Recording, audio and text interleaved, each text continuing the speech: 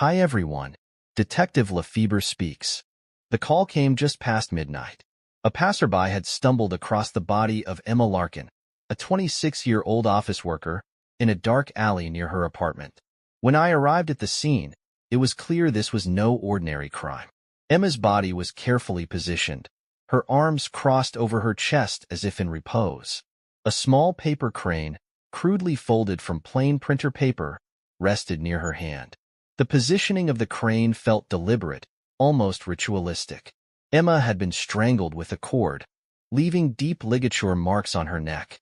There were no signs of a struggle, no defensive wounds on her hands, and no evidence of sexual assault. Her belongings, including her purse and phone, were untouched. This ruled out robbery as a motive. Initial canvassing of the area yielded little. The alley was poorly lit and located behind a row of shops, none of which had surveillance cameras. Residents in nearby apartments reported hearing nothing unusual. Without witnesses or immediate leads, the case was baffling from the start. The paper crane, though puzzling, seemed at first like a bizarre quirk rather than a signature. That assumption would later haunt me. Months passed before the next murder. Thomas Reed, a 34-year-old fitness trainer, was found strangled in a city park at night. Like Emma, his body was arranged carefully, and another paper crane was left near him. This second murder confirmed the chilling reality. We were dealing with a serial killer. Unlike Emma's murder, Thomas's killing occurred in a public place, albeit late at night when few people were around.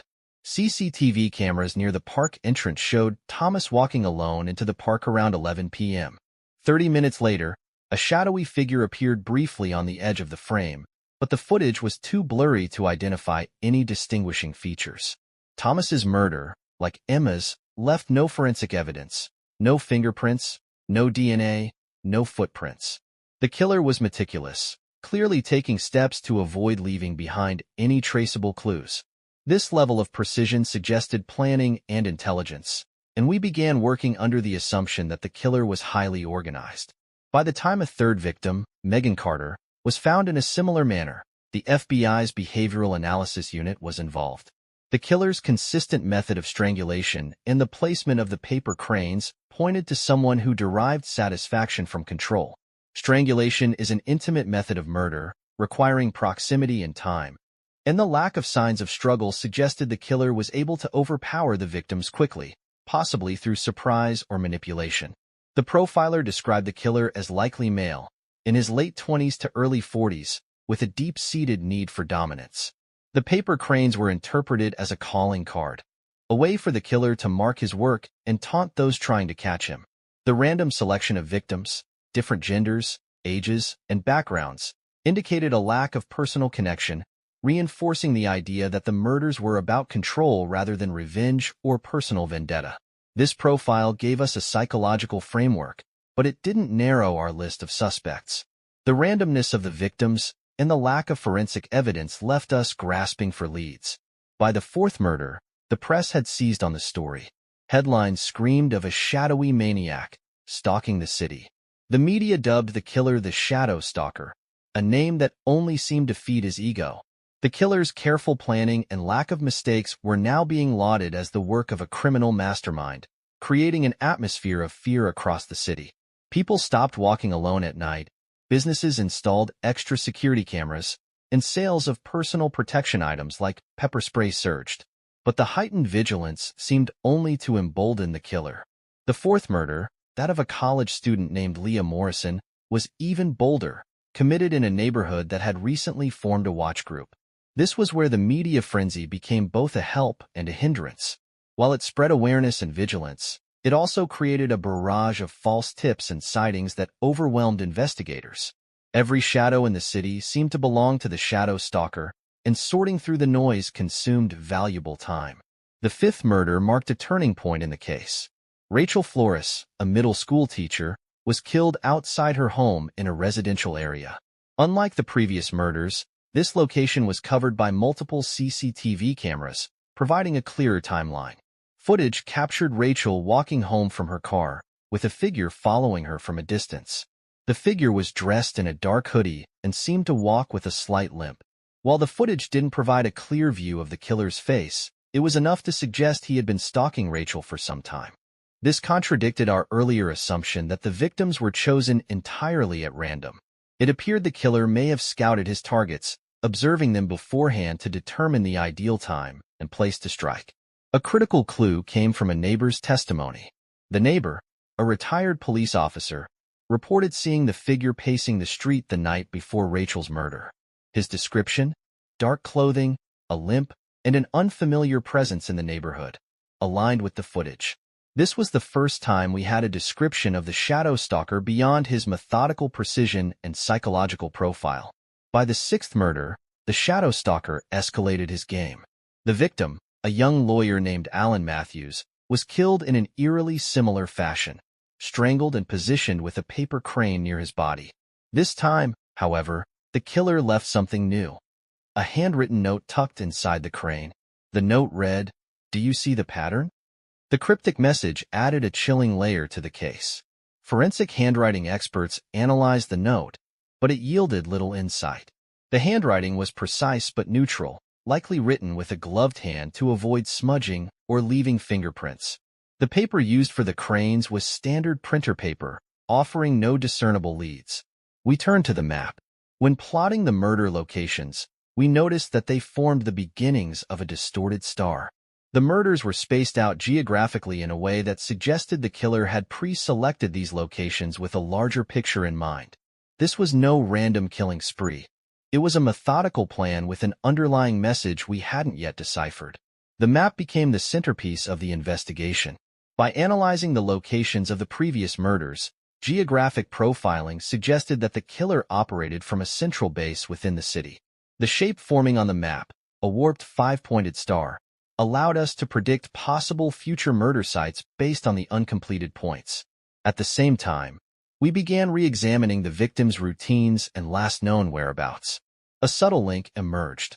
All the victims had recently frequented public areas like parks, shopping districts, and residential streets with little surveillance. This suggested that the killer didn't just strike opportunistically. He observed and selected his targets after studying their habits. As we scoured the areas near these locations, we revisited Rachel Flores's neighborhood. The retired officer who had witnessed the suspect reported that he'd seen the same figure weeks earlier, loitering near another house. This provided confirmation that the killer had been stalking his victims in advance, a detail that helped refine our profiling efforts. With the Shadow Stalker taunting us through his note, we decided to bait him into making a mistake. The media was enlisted to subtly hint that law enforcement had uncovered the meaning behind his map. Headlines like "Police Close In on the Shadow Stalker's Pattern" and "The Distorted Star." What it means were released to provoke a reaction. The gamble worked. Within a week, the killer struck again, targeting a woman named Susan Hayes in a well-lit shopping district, a sharp deviation from his usual isolated locations. Witnesses saw a man running from the scene, and nearby CCTV cameras captured the clearest footage yet. A tall figure in a hoodie, walking with a noticeable limp. This marked a turning point. We had a clearer physical description and a sense that the killer's composure was slipping. The deviation from his usual method suggested he felt pressured to act, either out of anger or a need to reclaim control. The CCTV footage provided a breakthrough. Analysts noticed that the suspect's movements were deliberate but slightly restricted, consistent with someone who had a leg or hip injury. This detail, combined with the geographic profiling, allowed us to narrow down potential suspects. Our focus turned to Daniel Hayes, a 33-year-old delivery driver with no prior criminal record. He lived alone in a small apartment near two of the earlier crime scenes. His work schedule placed him near the locations of at least 3 of the murders, and co-workers described him as quiet, withdrawn, and meticulous. A search warrant for Daniel's apartment revealed damning evidence: a stack of origami paper cranes matching those left at the crime scenes, along with an origami instruction book. While these items alone weren't enough for an arrest, they placed Daniel firmly under suspicion. Daniel was placed under surveillance, and within days, he made a critical mistake. Investigators observed him visiting a hardware store, where he purchased rope, gloves, and duct tape, all items consistent with the tools used in the murders. This behavior, combined with the forensic evidence, gave us the grounds to bring him in for questioning. When confronted, Daniel remained calm, claiming the cranes were part of a harmless hobby and the items were for household repairs. However, under further questioning, his composure began to crack. Faced with inconsistencies in his story and the mounting evidence, he finally admitted to following some of the victims but denied any involvement in the murders. Forensic teams tied him to the sixth murder through fibers found on his clothing that matched those at the crime scene. This was the break we needed. Daniel's carefully constructed facade was beginning to crumble, and the investigation was closing in on the truth.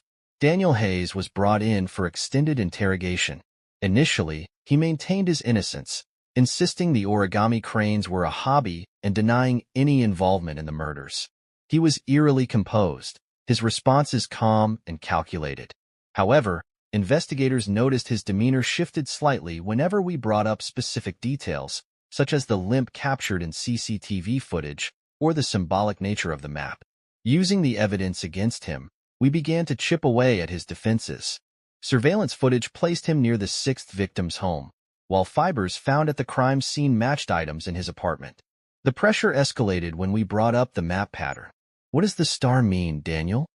I asked. His hand twitched slightly, the first crack in his stoic exterior. "It's just coincidence," he muttered, his voice almost inaudible. A forensic psychologist was brought in to probe deeper into Daniel's psyche. They carefully dissected his need for control and his desire to leave a mark through the murders. "The cranes aren't random," the psychologist told him during the session. "They're your way of speaking to the world." Daniel's silence was telling. He had begun to unravel. The turning point came when Daniel contradicted himself during questioning. Initially, he denied ever being in Rachel Flores's neighborhood, but when confronted with the retired officer's testimony and CCTV footage, he admitted to walking through the area. "I like quiet places," he said, trying to brush it off. This admission tied him to the scene, but we needed more. The interrogation intensified when we revealed evidence from the hardware store purchase. Daniel had bought duct tape matching the brand found on one of the victims. At first, he claimed it was for packing boxes, but when pressed, he couldn't explain why he had purchased it so close to the time of the murder. His calm demeanor began to crack, and for the first time, beads of sweat formed on his brow. Finally, we presented the damning forensic evidence. Fibers from his jacket found on Susan Hayes's clothing and skin cells matching his DNA recovered from under Rachel Flores's fingernails. Faced with these facts, Daniel's composure shattered. His hands trembled, and his voice wavered as he said, "This is all a mistake." After hours of questioning, Daniel finally broke. His confession was chillingly detached. "I chose them because they didn't matter," he said, referring to his victims. He explained that the map pattern, a distorted star, represented his attempt to impose order on a world he viewed as chaotic and meaningless. "It was art," he said flatly, "a way to leave something behind." Daniel admitted to stalking his victims for days or weeks before killing them, studying their routines to ensure he could strike without being seen. He described how he would fold the paper cranes as a way to calm himself before each murder, leaving them as his signature. "It wasn't about them," he said. "It was about the act." His lack of remorse was deeply unsettling. When asked if he felt any guilt, he replied, "They were just points on the map." The trial was a spectacle, drawing national attention. Daniel's cold, methodical nature and the chilling symbolism of his murders made him one of the most notorious killers in recent history. The prosecution presented a mountain of evidence: his confession, forensic matches, surveillance footage, and the origami cranes found in his apartment. The defense attempted to argue diminished capacity, claiming Daniel's distorted worldview and obsessive-compulsive tendencies impaired his ability to understand the consequences of his actions. However, the prosecution countered by emphasizing the meticulous planning and execution of the murders, as well as Daniel's calculated attempts to evade capture. The families of the victims gave heart-wrenching testimonies, describing the devastation Daniel had inflicted. The jury, visibly shaken by the evidence and Daniel's lack of remorse, deliberated for only a few hours before delivering their verdict. Guilty on all counts. Daniel was sentenced to life in prison without the possibility of parole. The judge, in his remarks, described the case as a chilling reminder of the darkness that can hide behind an ordinary face. The conclusion of the Shadow Stalker case brought relief to a city that had lived in fear for over 2 years, but the scars left by Daniel's murders ran deep. Memorials were held for the victims, and their families worked tirelessly to raise awareness about the importance of public safety and mental health resources. The investigation into Daniel Hayes highlighted the critical importance of persistence and collaboration among law enforcement. The breakthroughs in the case were the result of combining psychological profiling, forensic analysis, and old-fashioned legwork.